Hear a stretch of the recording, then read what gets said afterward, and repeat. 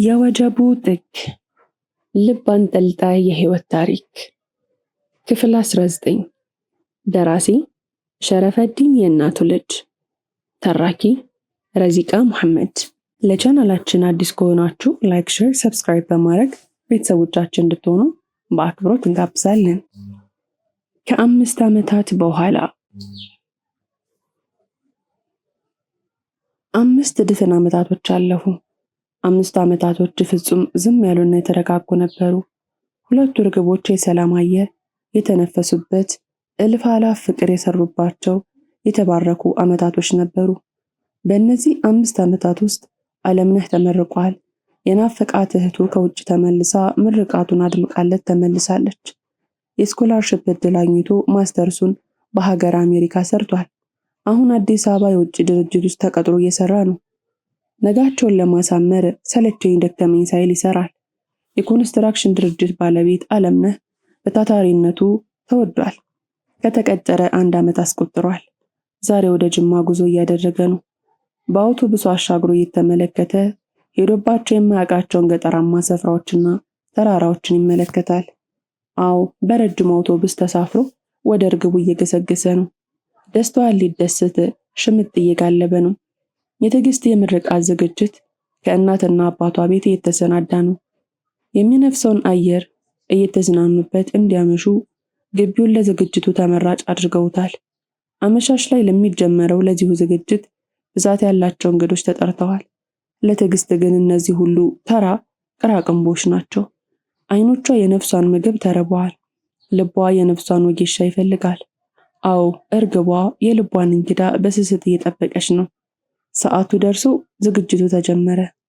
አለምነህ እርግቧን ብዙ አስጠበቃት። በውስጡ ያለው ፍቅር ግድቡን አልፎ እየፈሰሰ ነውና እድሜ ልኳንም ብትጠብቀው ነፍሷ አትዘልም፣ አትደክምም። አይኖቿን የቤታቸው መግቢያ ላይ ተክላ እሱም ብቻ እያነፈነፈች የሚመጡላትን ስጦታዎች እያመሰገነች ትቀበላለች። ልቧ በራፏ ላይ ተንጠልጥሎ ቀርቷል። አለምነህ ግን አልደረሰም። አንተ የልቤ ጀግና፣ ነገ የኔ ሰራህ፣ ዳገቱን ወጥተህ ቁልቁለቱን ወርደህ በረጅም አውቶቡስ ተራራውን ንደህ ቶሎ ብለህ ድረስ ልቤ ሳይቀልጥልህ ናፍቆቴ ሸብቦ ነፍሴ ሳትቀጥፍልህ ሲል ውስጧ ተቀኘለት። ምግብ ተበልቶ በመጠጥ ዳንኪራው ደርቷል። እየተፈራረቁ የሚለቁት ለስለስ ያሉ ሙዚቃዎች አዛውንቶቹን ሳይቀር ከመቀመጫቸው አስነስቷል። የልቧ ድምቀት ግን እስካሁን አልመጣም። የመጡት እንግዶች ስጦታቸውን አድርሰው አጠናቀዋል። በዳንኪራው መሃል ግን ተጨማሪ ስጦታ መጣላት። ፊት ለፊቷ የቆመውን ሰው አታውቀውም። ምናልባት ቤተሰቦቿ የሚያውቁት ሰው ሊሆን እንደሚችል ገምታ ፈገግ አለችለት። ፈገግ እያለ ስጦታውን አቀበላት። አመሰግናለሁ አለችው፣ በሁለት እጆቿ እየተቀበለችው። ዘካርያስ ሰላም ብሎሻል አላትና በመጣበት ተመለሰ። ዘካርያስን ከነስሙ ቀብራው አዲስ የተሰጧትን ቀኖች በደስታ መኖር የጀመረችው ትዕግስት ከ5 ዓመታት በኋላ መስማት የማትፈልገውን ስም በድጋሚ ሰማችው። ያውን በትንሹ ዓለሟ ቀን። ምን አለች? ድምጿ እስኪሰማ ድረስ እየጮኸች ሰውነቷ እየተንዘፈዘፈባት እጆቿ እየተንቀጠቀጡባት ስጦታውን በጫጭቃ ከፈተችው። ደም የነካው ሰማያዊ መሐረብና አንዲት ብጣቂ ወረቀት ተቀምጠዋል። መሐረቡን ለመንካት እየፈራች ወረቀቱን አንስታ ነበበችው። እኔ ሁሉም ቦታ አለው ይላል። እንቧ ቁልቁል እየተንከባለለ መሐረቡን አንስታ አየችው። በደም ተለውሷል። አይሆንም አለሚ፣ ምንም አላደረከውም፣ አይሆንም። ትዕግስት መሐረቡን ልቧ ላይ አድርጋ እየጮኸች አለቀሰች። ሆዷን በሌላኛው እጇ ጨምቃ ይዛ ፍቅሬን፣ ህይወቴን ልትነጥቀኝ አትችልም። እሱ እየመጣ ነው፣ ጠብቀዋለሁ። አንተ እስር ቤት ነህ፣ ምንም አላደረከውም። የቤቱን ድባብ ወደ ለቅሶ ቤት ቀየረችው። እንደ እብድ እያደረጋት ነው። ነፍሷ ስትለያት እየተሰማት ነው። እባካችሁ እባካችሁ አለሚን አምጡልኝ፣ እሱ እኮ አርፍዶ ያውቁም ነበር። መሬት ላይ እየተንፈራፈረች ጉሮሮዋ እስኪዘጋ ድረስ እያለቀሰች ነው። ዘመድ አዝማድና እንግዶች ተሰበሰቡ።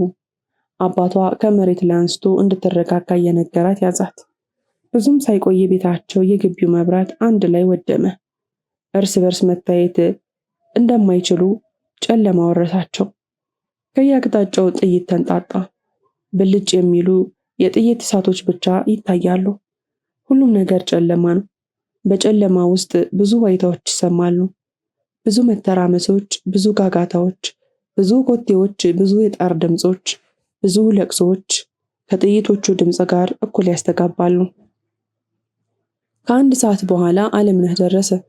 ስጦታውን ለእርግቦ ሊያበረክትላት ልቡ እንደተንጠለጠለች፣ ሳቋን ሊያየው እንደጓጓ፣ በድንፕሎቿ ገነት ደርሶ መመለስን እንደናፈቀ ደጇን ረገጠ። አካባቢው ግን በፖሊሶች ተወሯል። ግራ እየተጋባ ወደ ግቢው ዘለቀ። ግቢ ውስጥ ብዛት ያላቸው ሰዎች በየቦታው ወድቀዋል። በጨርቅ በተከናነቡ አስከሬኖች ቦታው ታጥቧል። ለእግረ መቆሚያ ስፍራ የለም። ፖሊሶች ቦታውን ከልለው ምርመራ ይዘዋል።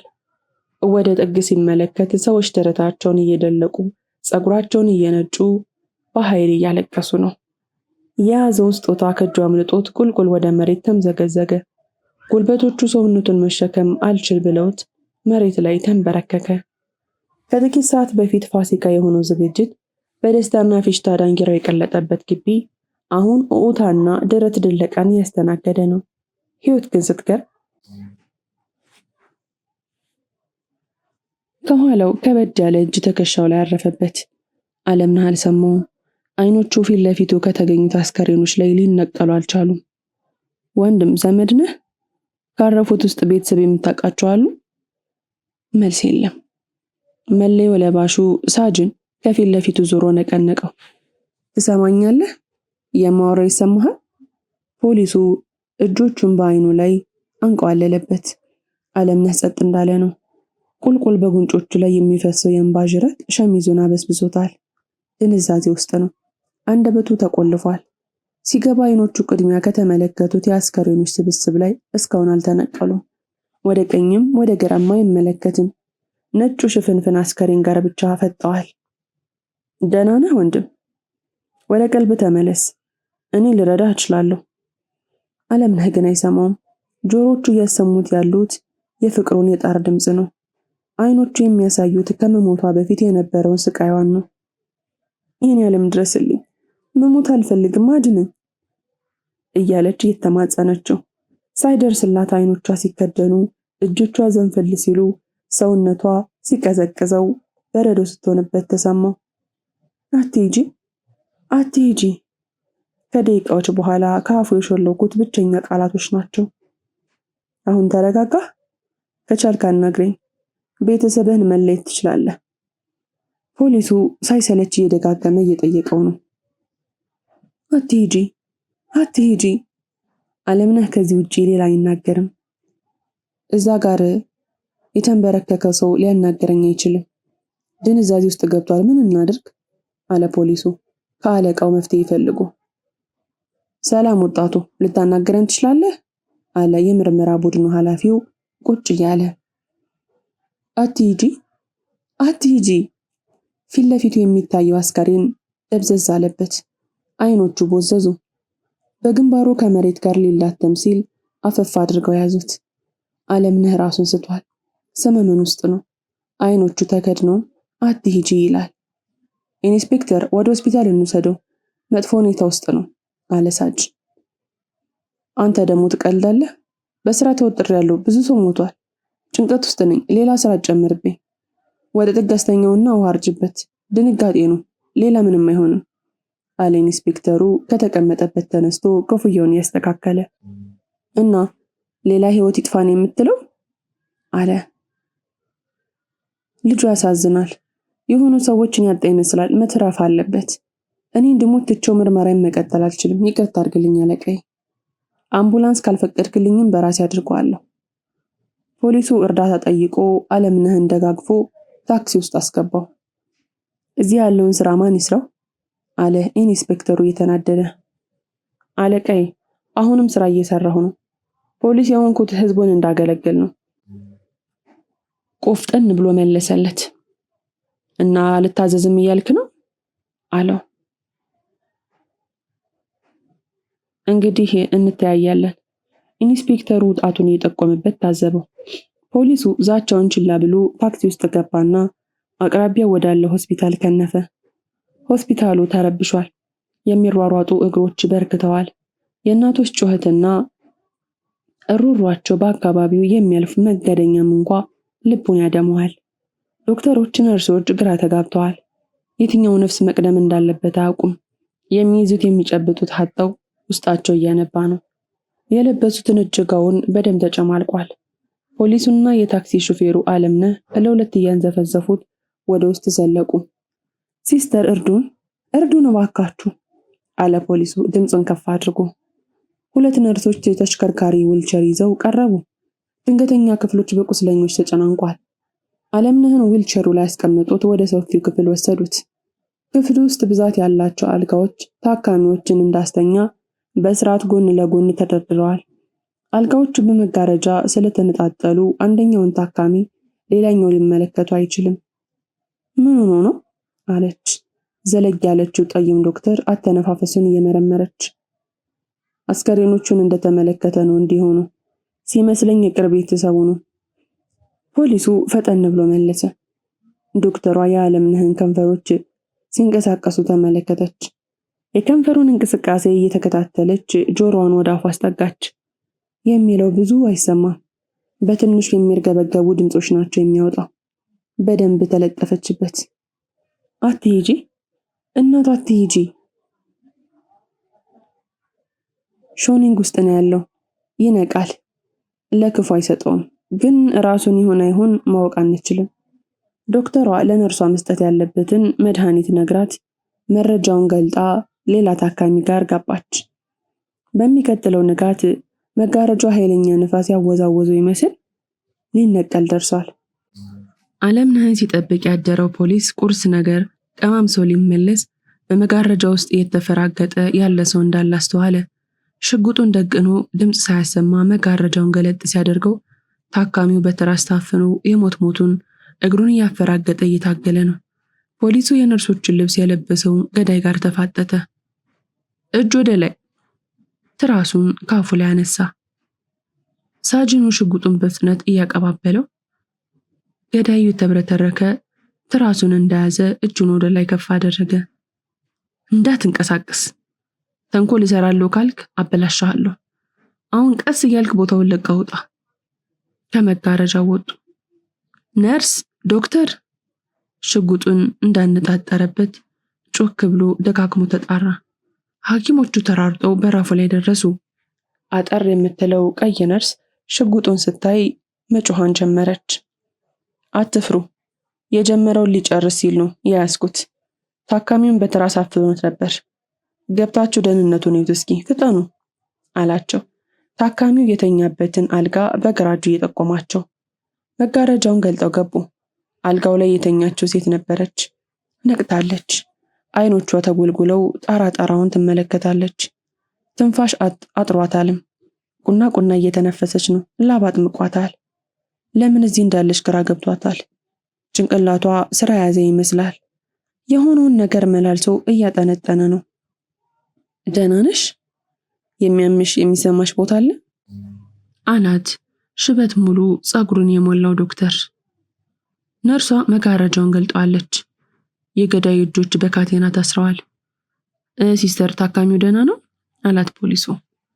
አዎ ደህና ናት፣ እንደውም ነቅታለች አለችው ሽጉጡን ፈርታ ቶሎ ለመውጣት እየፈለገች። ሴት ናት እንዴ? ፖሊሱ ሌላ ጥያቄ አስከተለባት። አዎ አለችውና በሩን ታካ ክፍሉን በፍጥነት ለቀቀች። አንተ ሽንታም፣ ያውም ሴቱን አፈነ ልትገል የነበረው? በጥፊ አጮለው። ና አሁን ጣቢያ እንሂድ፣ ሁሉንም ነገር እዛው ትናገራለህ። ክንድን ይዘውት ከክፍሉ ወጣው ሄዱ። ትራሱን ደገፍ ብላ በብርጭቆ የመጣላትን ውሃ እየተጎነጨች ሳለ ጭንቅላቷ በድምጾች ተሞላ። ልክ እንደ ቤተ እምነት ደውላ ቃጨለባት። የጥይቱ ድምፅ፣ ጋጋታው፣ ኡኡታ፣ ዋይታው፣ ለቅሶ ተደራርበው ትርጉም የሌለው ድምፅ ያሰማታል። ቀስ እያለ ምስሎች ፊቷ ላይ ድቅን አሉባት። ድምጾቹ እየጠሩ ምስሎቹ እየተገለባበጡ ሲመጡ ሁሉንም ነገር አስታወሰች። የያዘችው ብርጭቆ ከእጇ አምልጦ ከወለሉ ተጋጨና ሰቅጣጭ ድምፅ ተሰማ።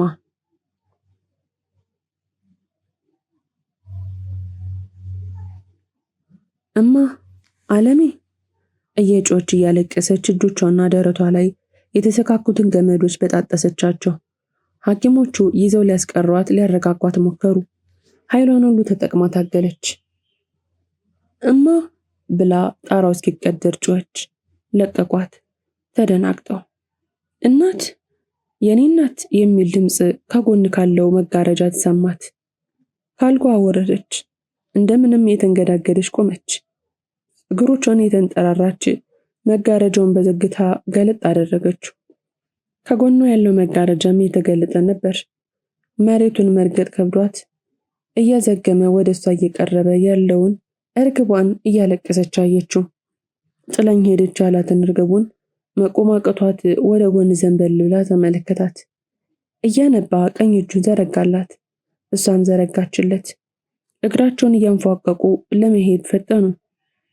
ስንዘር ሲቀራቸው ተቃቅፈው ወለሉ ላይ ዘፍ አሉ። ያጣዎች መስሎኝ ነበር አላት እያለቀሰ ፊቷን እየዳበሰ። ደግሜ የማላይ መስሎኝ ፈርቼ ነበር አለችው ተንሰቅስቃ እያለቀሰች። አንገቷ ስር ገብቶ ጠረኗን ወደ ውስጥ ማገው። ትንሿ እህቴስ፣ እማዬስ፣ አባስ የት ነው ያሉት አለችው ሳግ እየተናነቃት። ሐኪሞቹ ልባቸው ተነካ። ሳያስተውሉት እያነቡ ነበር። ለሁለቱ እርግቦች ምድር ድምፅ አውጥታ እንደ ሕፃን አለቀሰችላቸው።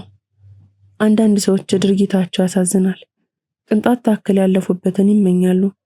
ምኞታቸው ይውል ያድርና ራሳቸውን ያሳምናቸዋል።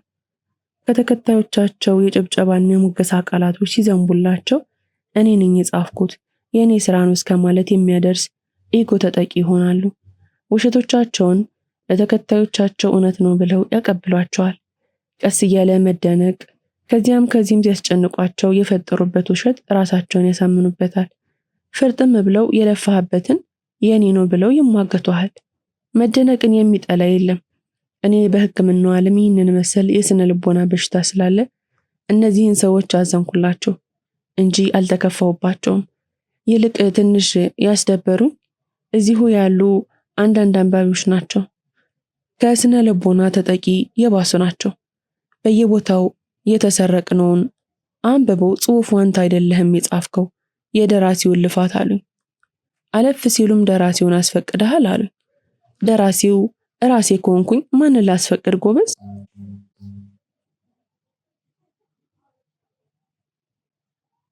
ለምን ስለፋለሁ? ስላሰብኩኝ። እኔ ድርሰቱን ካልጻፍኩት ጽፈነዋል የሚሉ ቀጣዮቹን ክፍሎች ያቀረቡት እስኪ እኔም ሊያቸው ብዬ ላቋርጠው ስኝ ነበረ። ግን ኢንቦክስ የሚያደርሱኝ ትሁትና ቅን ቴክስቶች መለሱኝ። ውሳኔ ልክ አልነበረም ብላችሁ ትኮንኑኛላችሁ። ፍርዱን ለእናንተ ተውኩት። ሐኪሞቹ ልባቸው ተነካ። ሳያስተውሉት እያነቡ ነበር። ለሁለቱ ርግቦች ምድር ድምፅ አውጥታ እንደ ሕፃን አለቀሰችላቸው። አለሜ ወደ ቤተሰብ ይውሰደኝ። የት ናቸው? እፈልጋቸዋለሁ አለችው እቅፍ ውስጥ እንዳለች። እንሄዳለን እሺ፣ ግን ቅድሚያ ደህና መሆን አለብሽ። እንደዚህ ሆነሽ አዩሽ አይመስልሽም? አላት ልቡ እየፈራ። አይ እኔ ደህና ነኝ፣ ውሰደኝ አሉበት። እንዲህ ደህና ልሆን አልችልም፣ መጥፎ ስሜት የተሰማኝ ነው። አለምነህን ተደግፋ ተንገዳግዳም ቢሆን ተነሳች። ወጣቷ እባክሽ ተረጋጊ አላት እኩል ሲያነባ የነበረው ዶክተር። አልችልም። ትዕግስት መጋረጃውን እየገለጠች ቤተሰቦቿን መፈለግ ጀመረች። ያሉበት ክፍል ውስጥ ቤተሰቦቿ የሉም። የት ናቸው ቤተሰቦቼ? ሐኪሞቹ ላይ አንባረቀችባቸው። ይኸውልሽ እህት፣ በመጀመሪያ ደረጃ ተረጋጊ፣ መረጋጋት አለብሽ። እዚህ ከሌሉ ሊኖሩ የሚችሉበት ከባድ ጉዳት የደረሰባቸው ውስጥ አስከሬን ክፍል ነው። እድል ቀንቷቸው ወደ ሆስፒታል አልመጡ ይሆናል። ለሁሉም ነገር መዘጋጀት አለብሽ አላት ዶክተሩ ልቧን ለማደንደን እየሞከረ። ትዕግስት ጭልም ሲልባት ጭንቅላቷን በእጆቿ እንቅ አድርጋ ያዘቻቸው። ራሱን ችሎ መቆም ያቃተው አለምነህ እርግቡን ከኋላዋ አደገፋት። ደህና ነሽ አላት እየጨነቀ። አዎ ደህና ነኝ፣ ሁሉንም ክፍሎች ማየት ፈልጋለሁ አለችው። ከልካይ ያጣው እንባዋ እየተንኮባለለ። ግን እኮ አላስጨረሰችውም። ምንም ግን የለውም እባክህ ውሰደኝ አለችው። በመጨመጩት አይኖቿ እየተመለከተችው ተደጋግፈው ከባድ ጉዳት የደረሰባቸው ጋር ገቡ። ክፍሉ መንፈስን ይረብሻል። ነፍሳቸው ታወከች። ሐኪሞች በደም እየታጠቡ ቁስለኞችን ለማዳን ይሯሯጣሉ። የታካሚዎቹ የጣር ድምፅ፣ የስቃይ ጩኸት ከአካል ላይ ስጋን ይቆርጣል። ሁለቱ እርግቦች እያለቀሱ አሰሳቸውን ቀጠሉ። ቤተሰቦቿ ቁስለኞቹ መሃል የሉም። ትዕግስት እንደ እብድ እያደረጋት ነው። አዎ እዚህ የሉም። እንዴትስ እዚህ ሊኖሩ ይችላሉ? ምንም ካልሆኑ እንዴት ይኖራሉ? ጩክ ብላ እየለፈለፈች ነው። እናት እያላት አለምነህ ሊይዛት ሲሞክር ገፈተረችው። የአስከሬን ክፍሉ የት ነው? ከኋላቸው ቆሞ የነበረውን ዶክተር ድጋሚ ጮኸችበት። ዝም እንዳለ ከፊት እየመራቸው ሄደ። የለገመውን እግራቸውን እንዲፈጥን እያስገደዱት ከኋላ ተከተሉት። ክፍል 20 ይቀጥላል። ታሪኩን ከወደዳችሁት ላይክ፣ ሼር፣ ሰብስክራይብ ማድረጋችሁን እንዳትረሱ። ስለምትከታተሉ ከልብ አድርገን እናመሰግናለን።